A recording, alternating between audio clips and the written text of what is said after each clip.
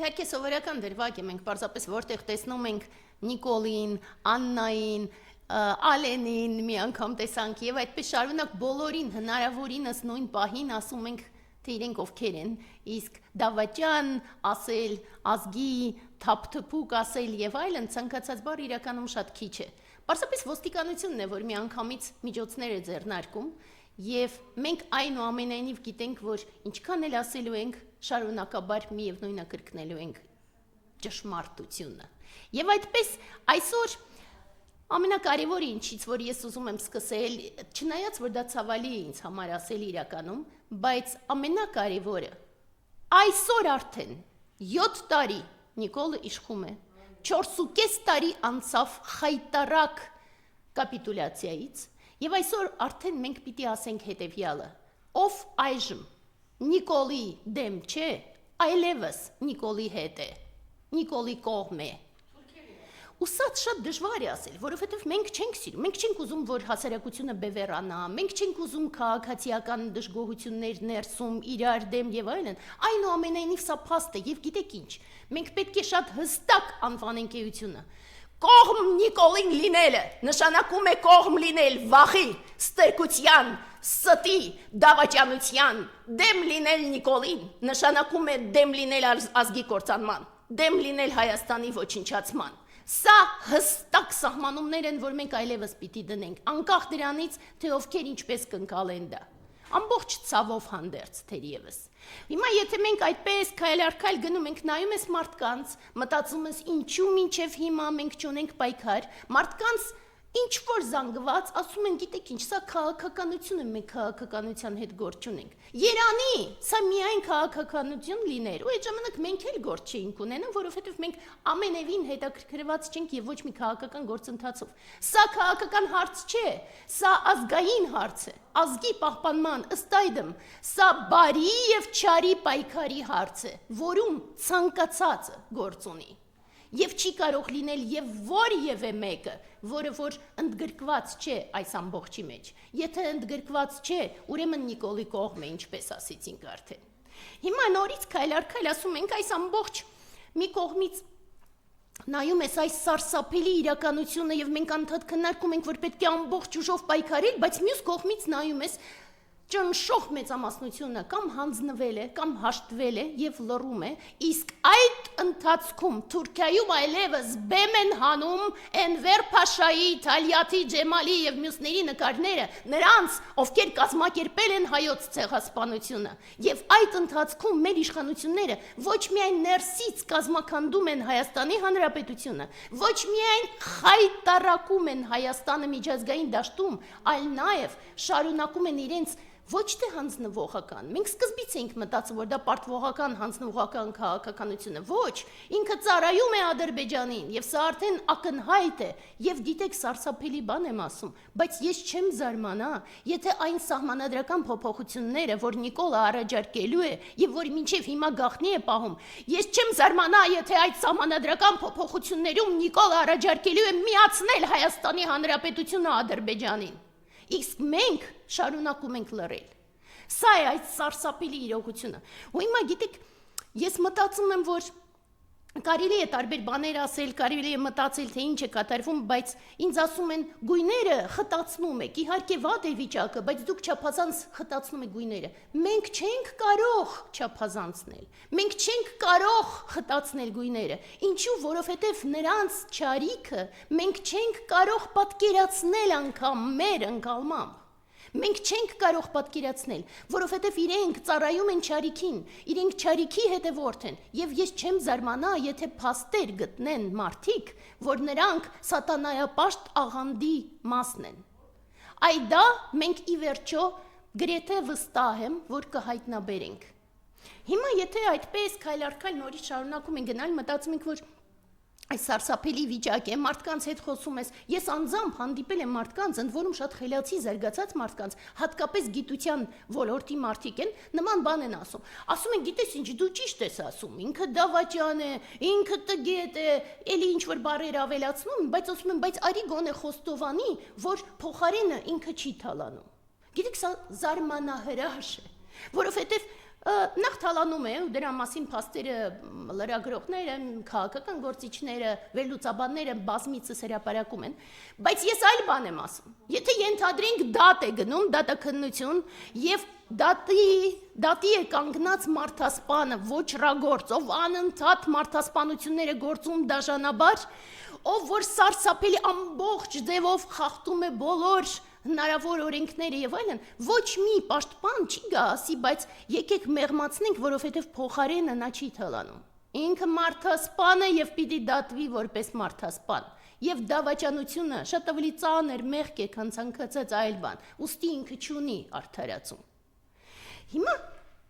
նայում ես մտածում ես մարդիկ չեն պայքարում, ու սա սարսափելի է, ոչ մի ձևով արդեն ընկալելի չէ, բայց մյուս կողմից ես հասկանում եմ, ստվար զանգվածը մարդկանց կենցաղագոյ է, բաց եմ թողնում կենցաղագոյ մարդկանց, կենցաղագոյ եք, հանդիպում ես իրենց փողոցում, իրենք ասում են, բայց լիքը լավ բան կա եւ այլն, ես չգիտեմ, այդ հանցագործները տարբեր երկրներից, որ լցված են քաղաք եւ արդեն անհանգստացնող է, քայլել մենակ կամ երեխային մենակ թողնել եւ այլն, ու այդ ամբողջին դուք նեղ սիրտ եք, նեղ միտ եք եւ դրա համար ես ձեր վրա հույս չեմ դնում ընդհանրապես։ Ես դիմում եմ միայն այն մարդկանց, ովքեր որ ունակ են պայքարել, բայց նայում ես նրանց, ովքեր որ ունակ են, եւ հանկարծ տեսնում ես, որ փոշիացնում են պայքարը։ Փոշիացնում են բոլոր մակարդակներում։ Օրինակի համար, գիտեք, ես հասկանում եմ, որ դա վիճելու առարկա է, ես հասկանում եմ, որ ինձ հետ միանգամից վիճումն է, երբ որ ես նման բան եմ ասում, բայց անգամ Գյումրիի ընտրությունները ես չեմ հասկանում, թե ինչու տեղի ունեցան։ Պետք չէ, մեզ պետք չէ հիմա մանր բաներով զբաղվել։ Մենք ունենք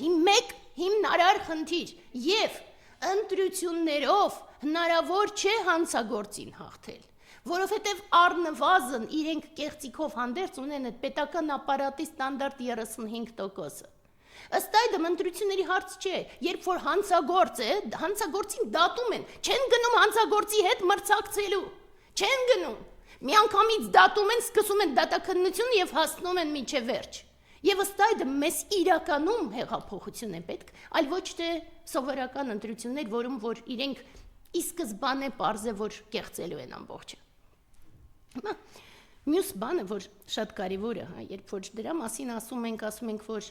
21 թվին այդ սխալը արդեն եղավ, երբ որ գնացին ընտրությունների, այդ ժամանակ 20 թվին նոյեմբերի 10-ին պիտի Նիկոլին ձերբակալեին եւ դատեին եւ այդ ամբողջը կավարտվեր եւ մենք չէինք հասնի այս սարսափելի վիճակի, այնուամենայնիվ այդ սխալը արդեն տեղի ունեցավ, հիմա երբ որ նայում ես մարդիկ, ովքեր որ ուժեր ունեն, մենք ուժ չունենք, եթե մենք կարողանայինք, մենք ինքներս կկազմակերպեինք պայքարը, մենք լծակ չունենք, ովքեր որ լծակ ունեն, չգիտես ինչու լուրջ պայքար չեն տանում, հիմա երբ որ նայում ես իրենք թվարկում են, ասում են բնապահպանությունը սարսափելի վիճակում է, գները այնքան են բարձրացել, որ արդեն միջին խավը արդեն չի ձգում այս ամբողջը, բժշկության գները այդպիսին են, որ մարդը ընդհանրապես խուսափում է հիվանդանալ անգամ կամ էլի սկզբանե հասկանում է, որ ինքը չի կարողանա ձգել այդ ամբողջը։ Եվ այդպես մենք կարող ենք թվարկենք, որ նրանք դուրս են եկել ու քաղաքի ծառերը կտրում են այն պարագայում, որ այդ քաղաքի ծառերը տնկել են մեր տատերը, մեր պապերը, իսկ հիմա իրանք կտրում են այդ ծառերը ու այդպես շարունակ, այսինքն նույնիսկ դժվար է ասել, թե որ չարիքը թվարկես, բայց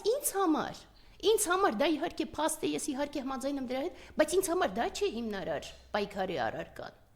Ես խնդիր չունեմ այդ փազլի կտորները հավաքելու ասելու, թե ինչու պետք է Նիկոլին դատել։ Ինքը դավաճան է, ինքը հանցագործ է եւ ինքը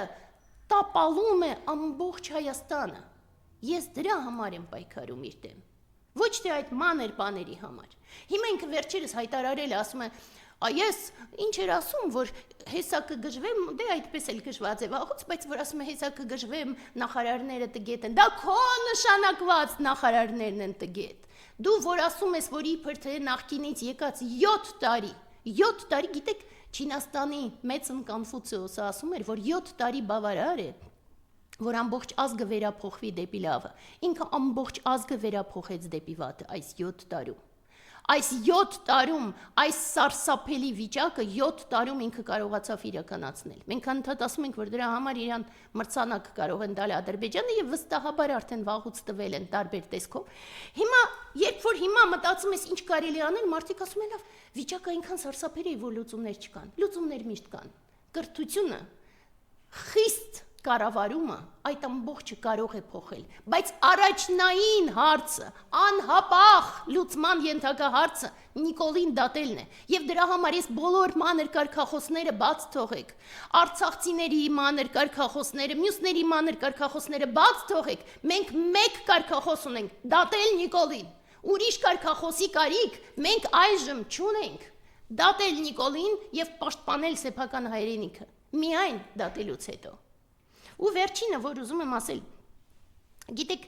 մտածում ես, որ լավ կրթությունը պակաս է, այդ ամբողջ համատարած տգիտությունը,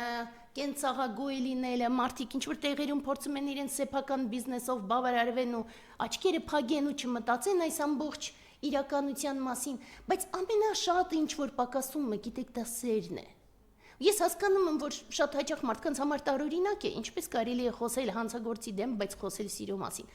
Այս սերն է, որ իրենք իսպար չունեն, որովհետև երբ որ գնում ես Հայաստանի տարբեր տեղանքներ, այդ ամբողջ գեղեցկությունը, մեր հնավայրերի խորությունը, մեր հիշողությունը, մեր պատմության մասին, իրենք այդ ամբողջը չունեն, եթե ունենային, ինքը երբևիցե չէր կարողանա ասել, որ Արցախի թեման փակված է։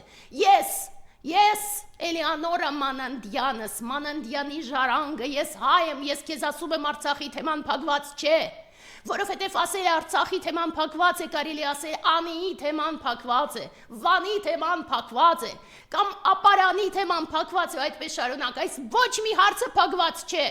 եւ վաղ թե ուշ դուք կանվանեք մեզ ռևանշիստներ, կամ դուք կանվանեք մեզ, չգիտեմ ինչ եւ այլն, վաղ թե ուշ մենք այդ հարցերը բարձրացնելու ենք, կարող է ես չլինեմ, կարող է զավակս էլ արդեն չլինի, այդ հարցը բարձրանալու է եւ լուծվելու է ի օգուտ հայերի, որովհետեւ մեր ներսում կա սերը մեր հողի հանդեպ, իսկ դու Նիկոլ Դավաճան, դու դա չես կարող հասկանալ, միգուցե որովհետեւ հայ չես, բայց ավելի հավանական է, որ պարզապես կորցրել ես քո մարդկային էությունը, եւ դրա համար բոլորին դիմում եմ, դադարեք սпасել կազմակերպիչներին պայքարի, պայքարեք ինքներդ, որովհետև մենք ինքնակազմակերպումից զատ այլևս ոչ մի բան չունենք, մենք պիտի պայքարենք եւ հաղթենք։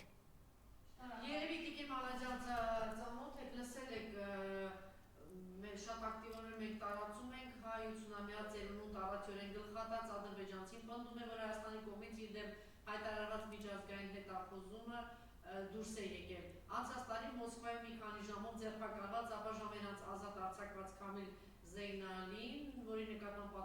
պատերազմական հանցագործության համար Հայաստանը միջպետական հետախուզում է հայտարարել, հանել է Նիկոլը, դրանց այդ մարդը վերջ հայտարարեց, որ այլևս ազատ է։ Այդ տեսարանում երևի ծանոթ եք, որ գետնին արցախցի պապիկը դանակով կտրում է վիզը եւ դա ուղղակի նկարահանում եւ տարածում է։ Նիկոլը տնեց ազատություն։ Հիմա հենց սա է, մենք երկար ժամանակ ասում ենք, որ Նիկոլը Դավաճանը եւ այլն, վերջերս մենք արդեն հասկանում ենք, որ Դավաճանը ինքը զուտ քրեական օրենսգրքով, բայց ըստ էության ինքը ծառայում է իրեն ղեկավարող